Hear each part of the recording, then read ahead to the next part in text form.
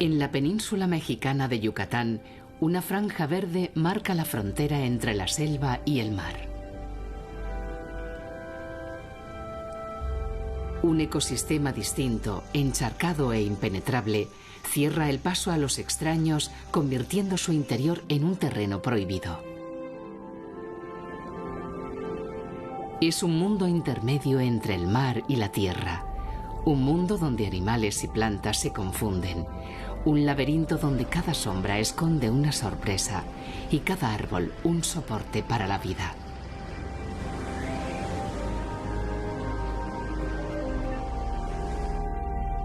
Durante generaciones se consideró a estos lugares un foco de enfermedades, un lugar hostil para el hombre del que no se podía esperar provecho alguno. Pero la realidad es muy distinta.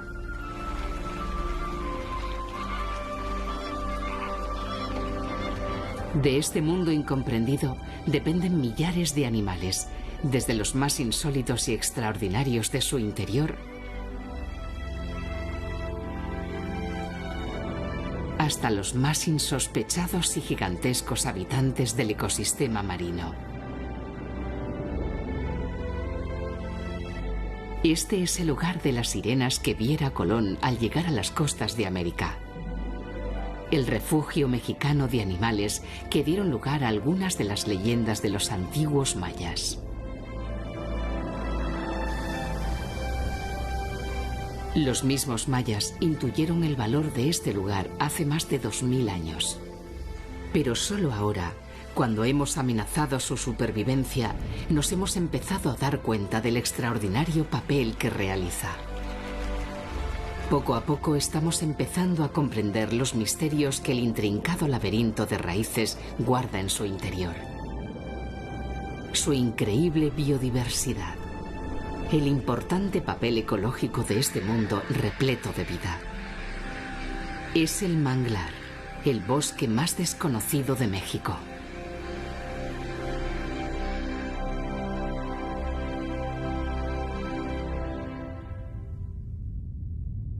Solo 3 países en el mundo tienen más manglares que México. Casi 800.000 kilómetros cuadrados de sus costas están cubiertos por bosques de mangles. Y la península de Yucatán tiene la mayor parte.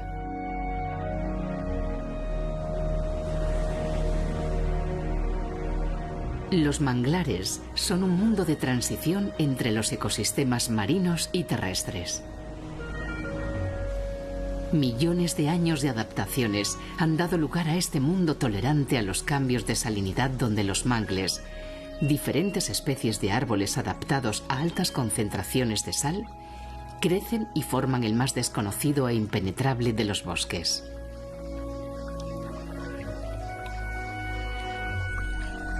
En la primera línea de costa, frenando el mar, los mangles rojos se fijan al suelo lodoso con enormes raíces. Estas raíces, como los cimientos de una catedral, fijan los árboles y frenan el embate del mar, permitiendo que otras especies de mangle se desarrollen en su interior. Frenando el mar, el bosque de mangles protege la costa y también la cambia profundamente.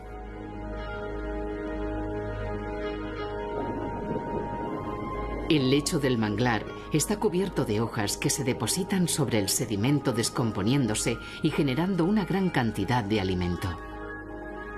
Una sola hectárea produce más de 10 toneladas de hojas al año, compitiendo en productividad con los mejores pastizales ganaderos. Y donde hay comida, aparecen los comensales.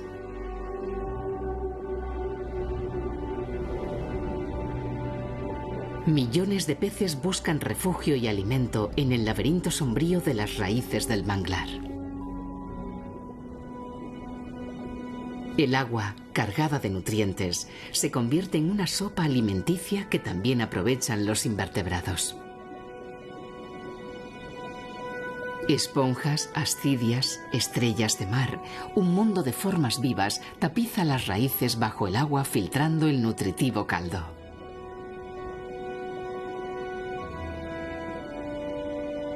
Aquí abajo, es difícil diferenciar entre el mundo vegetal y el animal. Las extrañas plantas que cubren el fondo son animales.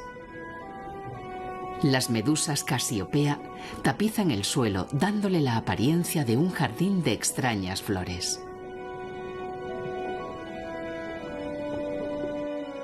En el interior de los tentáculos de las Casiopea viven unas algas fotosintéticas con las que se han unido en simbiosis.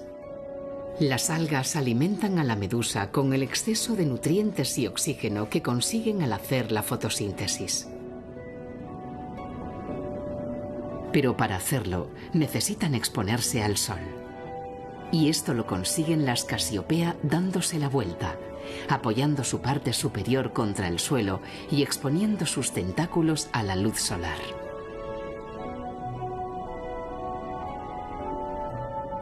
Son tan numerosas que el suelo parece un jardín, pero un jardín donde todas las plantas son medusas volteadas.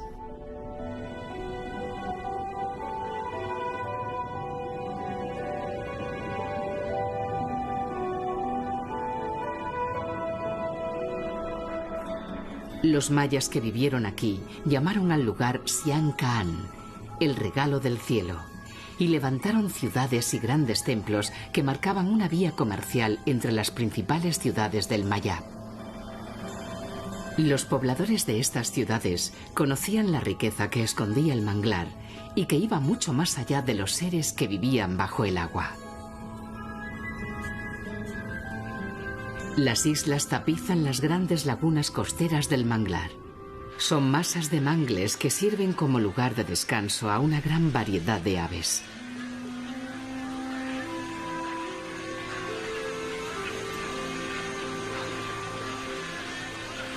En la reserva de Xian Kaan, los tántalos americanos descansan después de una larga excursión de pesca. Pero lo que aparentemente es solo un lugar para posarse puede esconder sorpresas.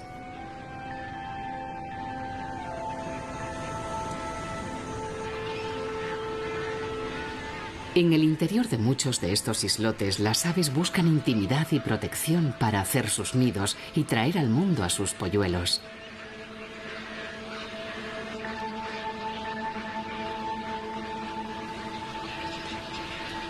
Garcetas, garzas, ibis y tántalos americanos comparten la isla y la zona de cría sin que haya competencia entre especies.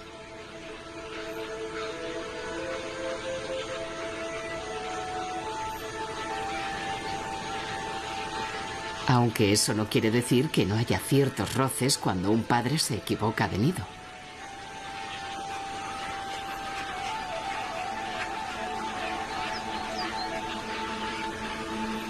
Aislados en un mundo de agua, las aves del manglar sacan adelante a sus crías gracias a estas islas.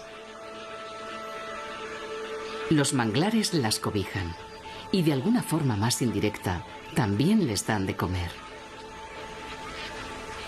Bajo los islotes de mangle, una gran cantidad de peces busca el microscópico alimento surgido de la materia vegetal que sueltan los árboles.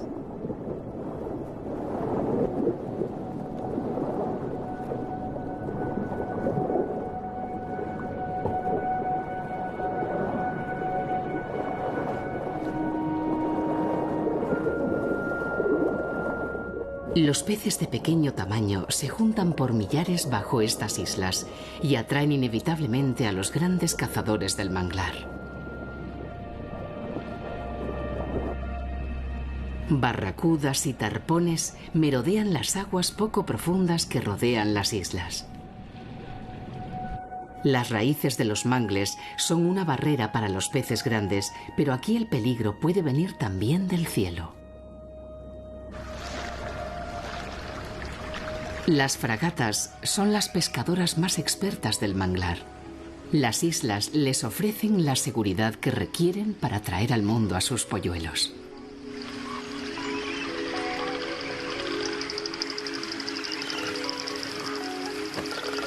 Las raíces de los mismos árboles donde hacen los nidos son un refugio para los peces y se convierten así en una despensa permanente.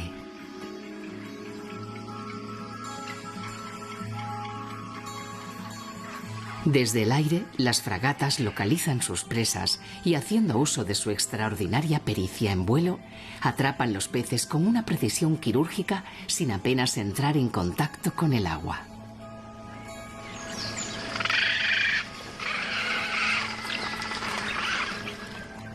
Solo tocan el agua con la cabeza, un poco con el pecho y en contadas ocasiones con la cola.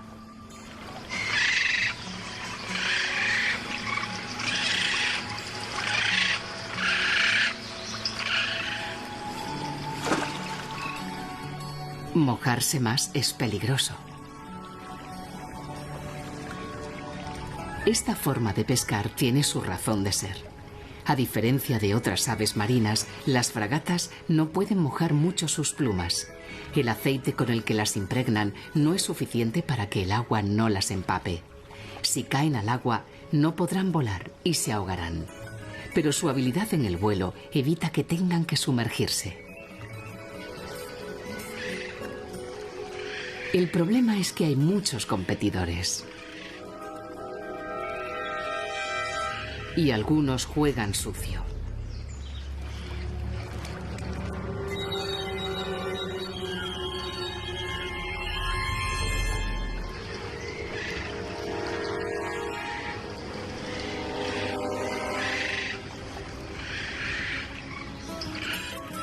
Esta vez tuvo suerte.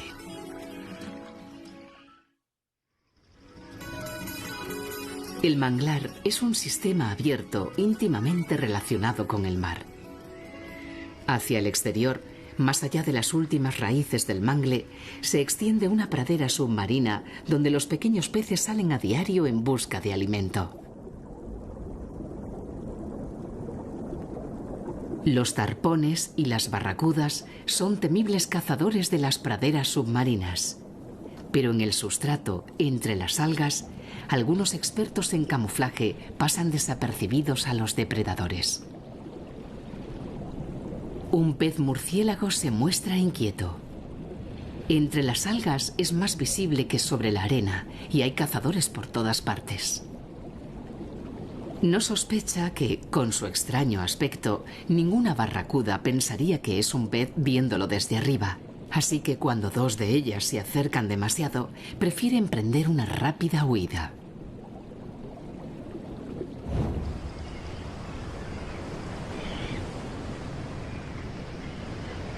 Las crías de diferentes especies de peces migran cada día del manglar a esta zona de pastos submarinos y durante la noche vuelven a la seguridad de las raíces.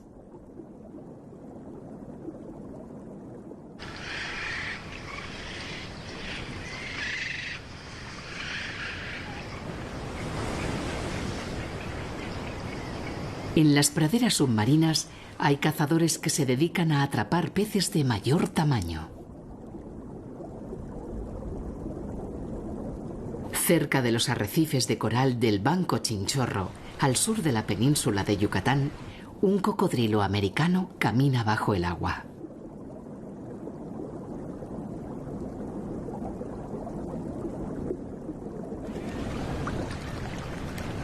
Los cocodrilos americanos pueden llegar a sobrepasar los 5 metros de longitud, lo que los convierte en los mayores cocodrilos de América. Aquí hay poca profundidad y brilla el sol la mayor parte del año. Como consecuencia, el agua es cálida y los cocodrilos, que llegan a asomar la cabeza estando apoyados en el suelo, permanecen calientes durante todo el día y por lo tanto activos.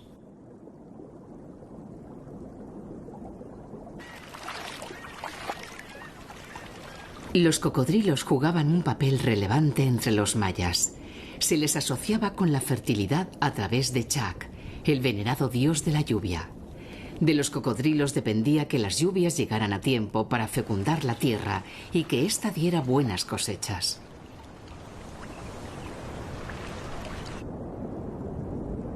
Hoy la representación de Chac en la tierra lleva una vida apacible en las praderas submarinas del Banco Chinchorro.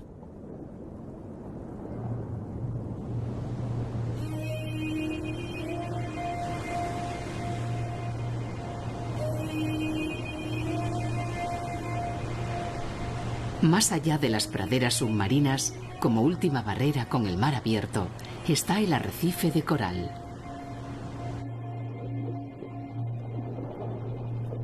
A pesar de su exuberante aspecto, este es un ecosistema muy pobre. Los nutrientes permanecen en las aguas frías del fondo oceánico, dejando las cálidas aguas del arrecife con tan poco alimento planctónico que muchos científicos lo consideran un desierto biológico.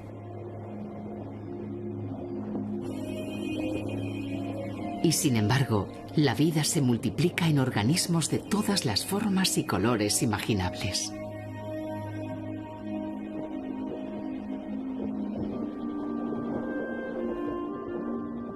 Es un mundo de simbiontes, especies que se unen colaborando para sobrevivir. Un mundo con poco alimento que, sin embargo, cuenta con una biodiversidad asombrosa.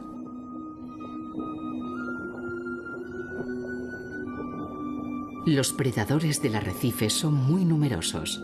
La mayoría de las especies que viven aquí se protegen de ellos escondidos entre las rocas y el esqueleto calcáreo de los corales.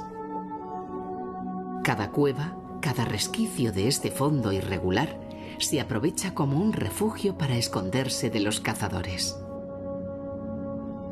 Otros más afortunados llevan a cuestas un escudo contra los cazadores.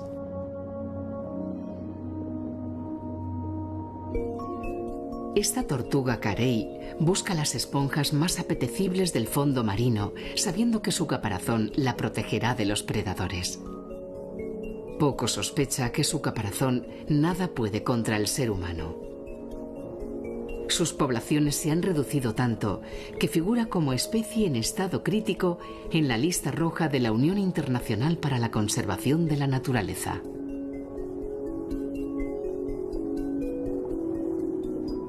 Las esponjas constituyen la mayor parte del alimento de las carey del Caribe. Es parte de una dieta que incluye algas, anémonas, medusas y otros cnidarios. Una colección de especies altamente tóxicas y que a las carey parece no afectarles.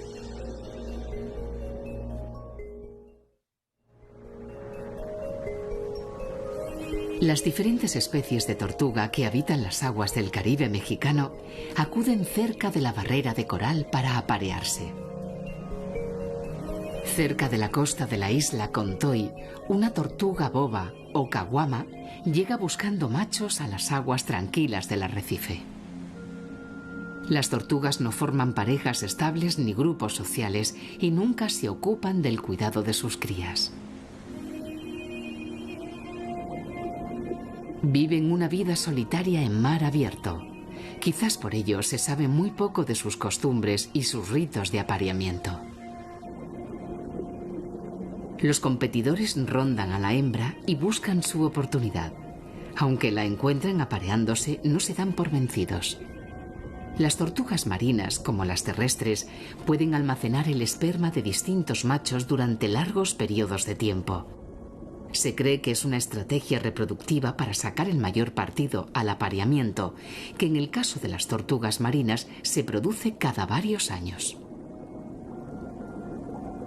Después, la hembra nadará hasta las playas del manglar a depositar sus huevos e intentar dar esperanza a su especie que, como las carey, está amenazada de extinción. La mayor parte de las especies del exuberante arrecife de coral viven de los nutrientes que porta el agua y que en gran medida llegan precisamente del manglar. Las raíces del manglar frenan y distribuyen los sedimentos que les llegan de mucho más lejos, tierra adentro. Son el resultado de la erosión de unos ríos muy particulares, unos ríos fantasma. Una espesa selva cubre la península mexicana de Yucatán. Para ser una superficie tan verde, sorprende no verla surcada por un solo río. Sin embargo, los ríos están. Pero aquí, en este lugar de naturaleza sorprendente, se esconden bajo tierra. Y solo de vez en cuando, los ríos subterráneos abren un ojo a la superficie. A estos afloramientos se les conoce como cenotes. El suelo de esta selva es kárstico y por lo tanto está agujereado por infinidad de cuevas y galerías excavadas por el agua de los ríos subterráneos. Para los mayas, los cenotes eran la entrada al Xibalbá, el umbral al inframundo. En algunos cenotes incluso se realizaban rituales y ofrendas. Las osamentas encontradas son testimonio de esta práctica. Este es un mundo aislado del mundo. Los animales de estos ríos sin luz evolucionaron de forma independiente, creando animales que solo viven en estas cuevas, animales ciegos y albinos adaptados a esta noche eterna. Las galerías oscuras canalizan el agua del interior del país hasta su desembocadura. Pero estos ríos invisibles no mueren directamente en el mar. Cuando los ríos subterráneos llegan al manglar, lo hacen a través de afloramientos en el suelo, a los que se conoce como ojos de agua.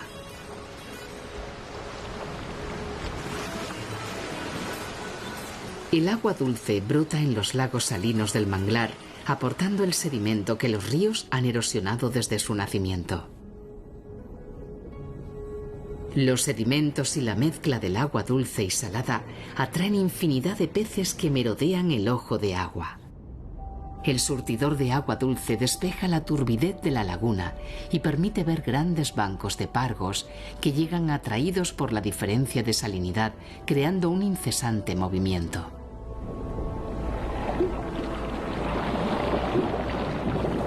Y aquí, en la reserva de Sian Ka'an, otros visitantes más inesperados llegan a diario a los surtidores en busca del agua dulce. Los manatíes caminan ocultos al mundo exterior gracias a la turbidez del agua superficial. Nadie sabe a ciencia cierta por qué llegan aquí. Pero, movidos por una llamada invisible, estos gigantescos pacíficos dejan las praderas submarinas donde comen la mayor parte del día y vienen a los ojos de agua. Para los mayas que habitaron estas tierras, los manatíes tenían un vínculo con los humanos. Aunque los cazaban y se los comían, los respetaban porque los consideraban un símbolo de maternidad, por la forma en que las hembras cuidan a sus crías. A pesar de poder aguantar hasta 24 minutos sin respirar bajo el agua, los manatíes suben con frecuencia a la superficie, toman aire y vuelven lentamente a la seguridad del fondo.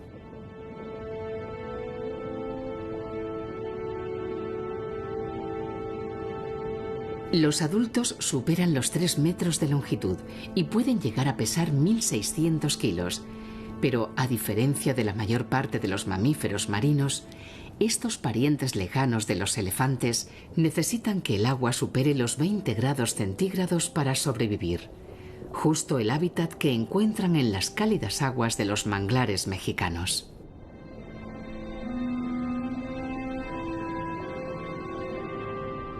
Aquí abajo nadie los molesta. El agua dulce que brota del ojo de agua parece relajarlos y con frecuencia aprovechan para dormir una plácida siesta.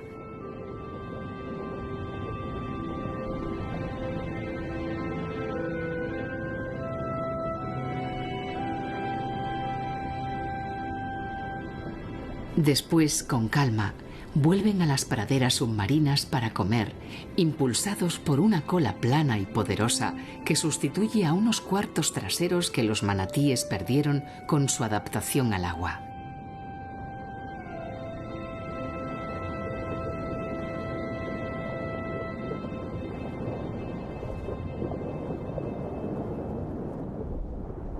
Lentamente, las sirenas del Caribe mexicano desaparecen en la turbidez de las lagunas del manglar.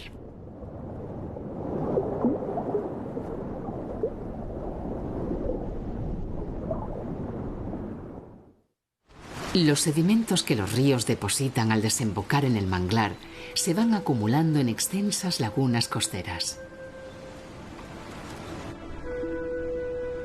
El mangle frena al mar e impide la acción erosiva de las olas.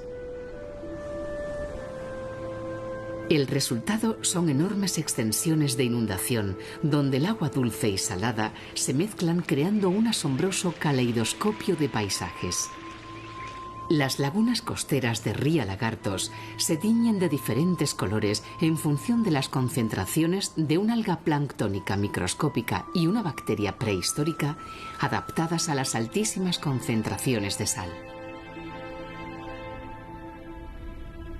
Los hombres aprovechan la riqueza natural de estas salinas, dando lugar a una retícula asombrosa desde el cielo. En tierra, sin embargo, los manglares de Ría Lagartos son el dominio de la naturaleza.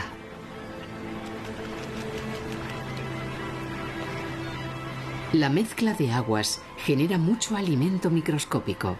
Proliferan las algas, las larvas, los pequeños crustáceos. Por cada uno de ellos hay aves especialistas en devorarlos. Y entre todos, los más especializados y llamativos son los flamencos.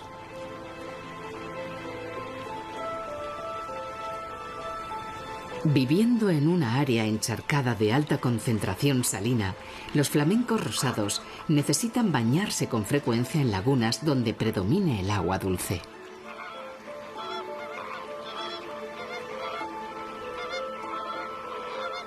Es la forma de desprenderse de la sal que se les adhiere al cuerpo y de cuidar un plumaje que necesitarán para sus vuelos diarios hasta las lagunas donde se alimentan.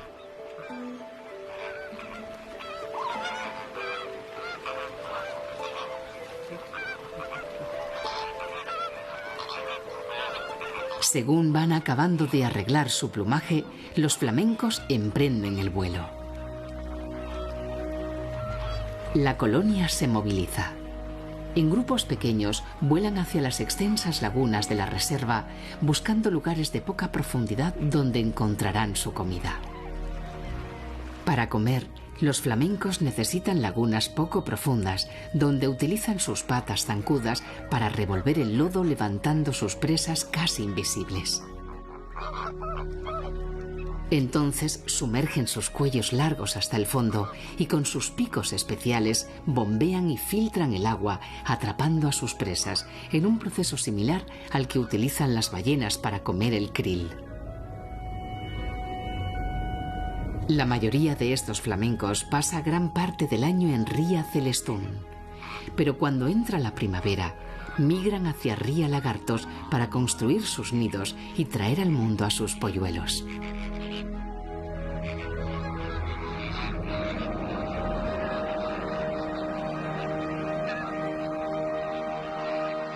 Esta es la mayor colonia de cría de flamencos de México. Casi 25.000 parejas llegan cada primavera a Ría Lagartos.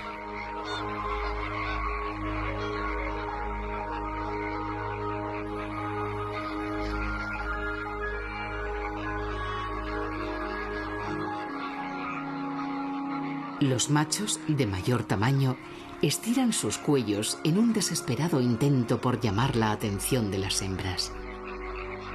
Si el efecto de parecer más grande estirando el cuello no funciona, siempre queda la opción de abrir las alas. Y si aún la cosa falla, queda la táctica de seguir a la pretendida hasta que claudique.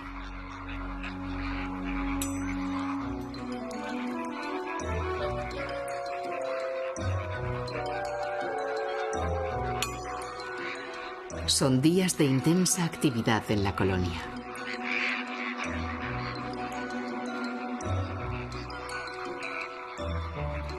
Nuestro macho lo intenta entre un sinfín de competidores con los que tiene que discutir. Hasta que la perseverancia da sus frutos.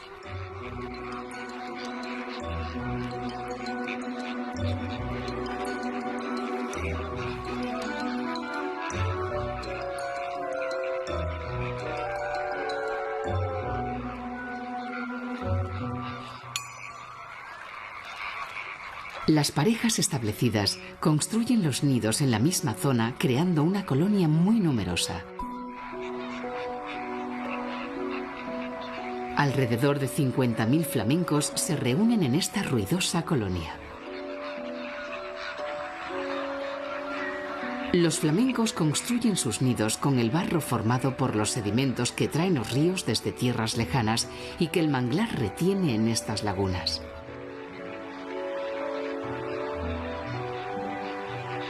Cada pareja pone un solo huevo en su nido. Hay tantos nidos juntos y tal densidad de flamencos que con frecuencia se producen pequeñas riñas.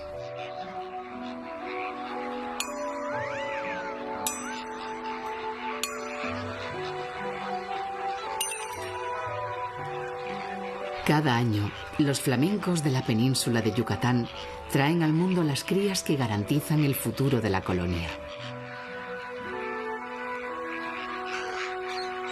Y lo consiguen gracias al papel silencioso e inadvertido del manglar.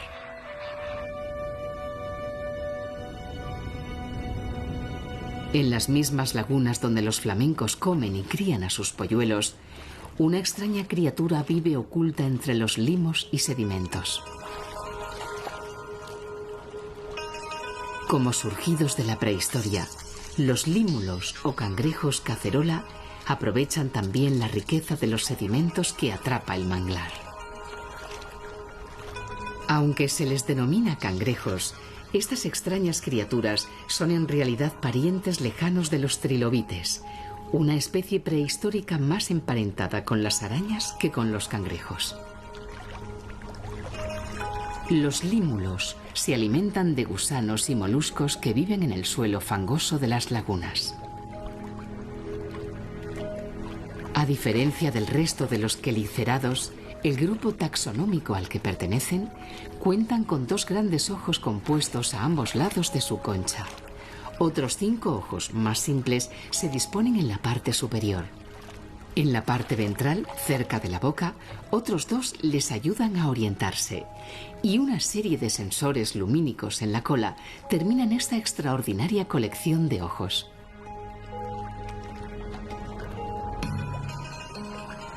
Las hembras son de mayor tamaño y durante el apareamiento los machos suelen engancharse a ellas, dejándose llevar hasta el lugar donde fecundarán los huevos que pongan sus compañeras.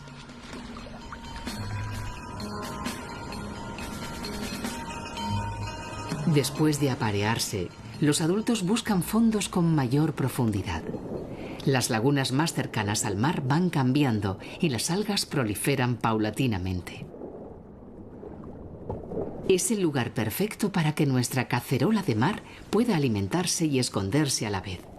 Así que con una rapidez sorprendente emprende su camino.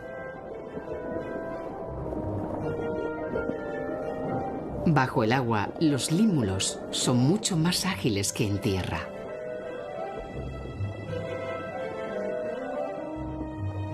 En su camino hacia el bosque de algas se encuentra con otros congéneres que empiezan a esconderse en el fondo.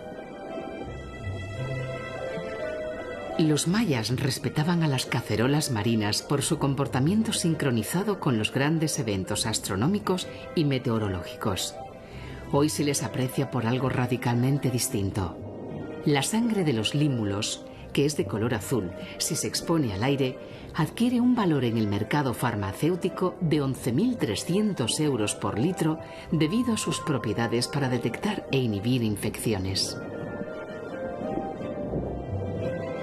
Pero eso es algo que nuestro límulo desconoce. Con determinación sigue su camino hacia una zona más profunda. Hasta que la consigue.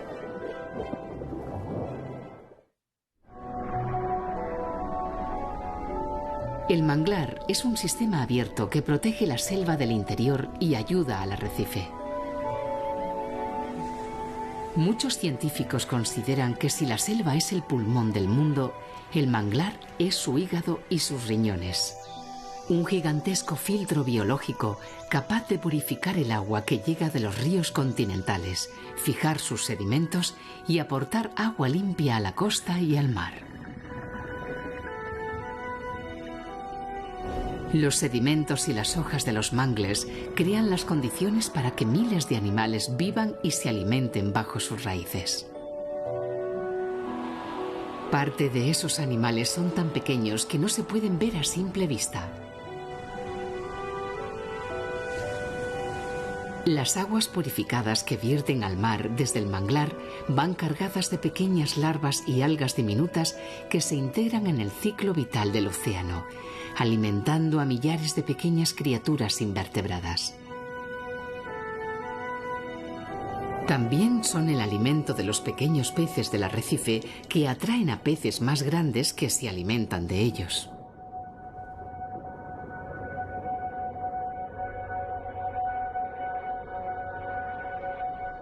Los tarpones y los jureles blancos se reúnen en grandes bancos buscando cardúmenes de pequeños peces. No son los únicos en acudir en busca de alimento, aunque curiosamente, los mayores peces del arrecife llegan buscando los diminutos seres que aportan las aguas purificadas del manglar. Un tiburón ballena, el mayor pez del planeta. Los tiburones ballena acuden todos los años a las aguas del Caribe mexicano, bien entrada la primavera. Abriendo sus grandes bocas, absorben enormes cantidades de agua, atrapando millares de diminutos seres planctónicos y millones de huevos de las puestas de diferentes peces. Unos seres microscópicos que alimentan 14 metros y hasta 34 toneladas de pez.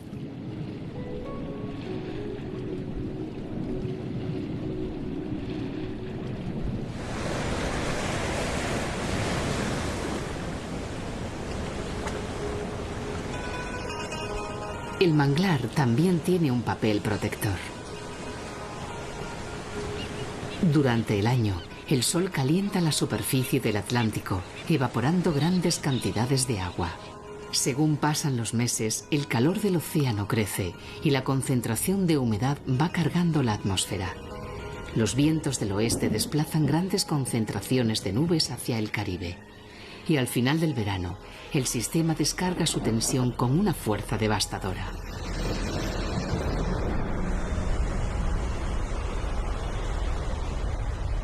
Un huracán.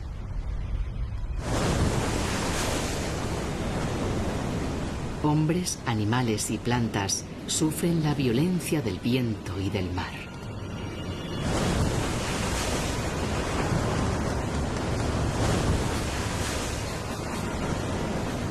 El arrecife frena en primera instancia el ímpetu de los huracanes, pero es el manglar el que disipa con sus raíces la energía del agua desbocada y absorbe la del viento enfurecido, evitando una devastación brutal tierra adentro. En el interior del manglar, las especies se protegen de la furia del huracán. Las aguas se enturbian, pero la vida se mantiene a salvo.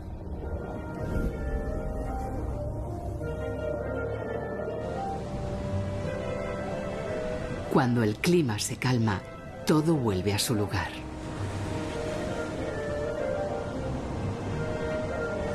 La fauna regresa y el manglar se llena de vida.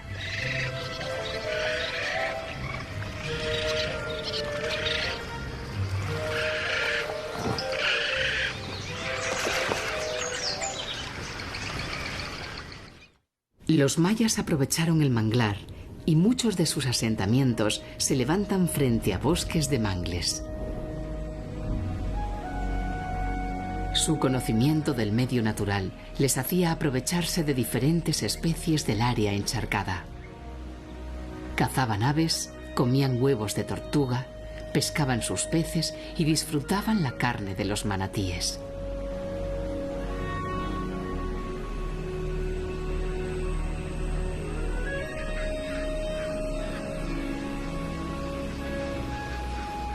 La ciudad de Muyil se edificó en el siglo III a.C., frente a lo que hoy es el mayor parque de manglares de México.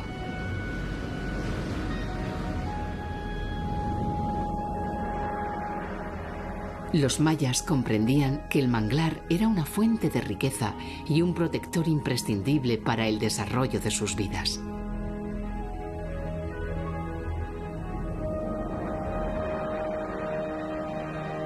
Pero sus conocimientos se olvidaron con el paso del tiempo.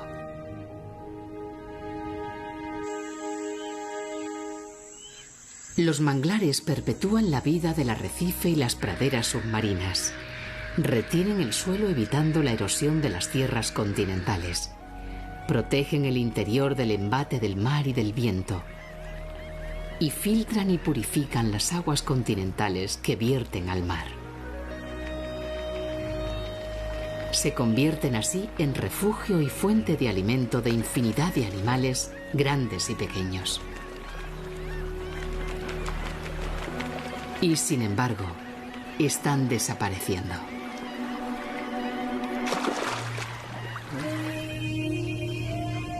Se estima que en las últimas 2 décadas se ha perdido alrededor de un 35% de los manglares del mundo.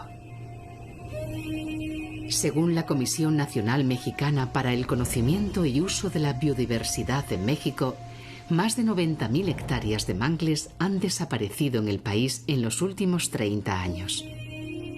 Taladas para abrir paso a actividades agrícolas, ganaderas, acuícolas y turísticas.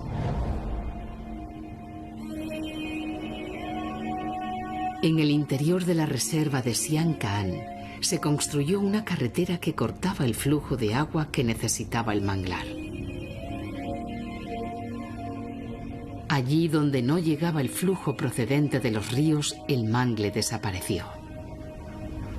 Hoy, restituido el flujo de agua por la organización Amigos de Sian-Caan, los manglares plantados vuelven a colonizar poco a poco el área encharcada. Aunque el gobierno y diferentes organizaciones han empezado a luchar por frenar la tendencia, los manglares siguen desapareciendo. Se van ganando batallas, pero se está perdiendo la guerra.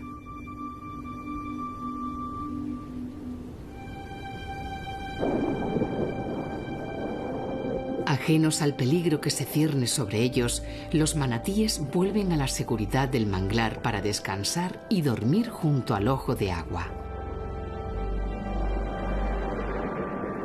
Bajo el agua, a su alrededor, millares de seres vivos se alimentan, se esconden, cazan, se reproducen. El manglar entero late con una vida extraordinaria que ocultan los mangles, como si quisieran proteger a sus criaturas de la ambición ilimitada de los seres humanos. Hoy, la misma especie que bautizó la zona como el regalo del cielo, amenaza su supervivencia. La supervivencia de todos los manglares, de sus especies, de su incalculable riqueza. Quizás nos hemos convertido en una especie tan necia que piensa que el poder económico es más importante incluso que el regalo del cielo.